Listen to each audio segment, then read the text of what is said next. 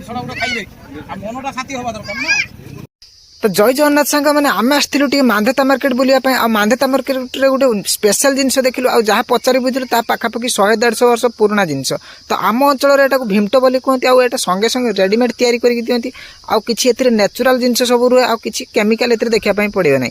तो आपण तो देखि पारथि केमती आ प्रोसेस रही प्रथमे जलजीरा पकई देला आ जलजीरा पकेला परे पानी ऑलरेडी फिलअप होइतिला आ सेथिरे किछि ब्लैक सॉल्ट ऐड करके टिके सेथिरे लेंबू आ किछि चीनी ऐड करके संगे संगे दे दोचंती टिके आइस पकई ଜିନିଷଟା ଗୋଟେ ଖାଇବେ ଆଉ ମନଟା ଶାନ୍ତି ହେବା ଦରକାର ନା।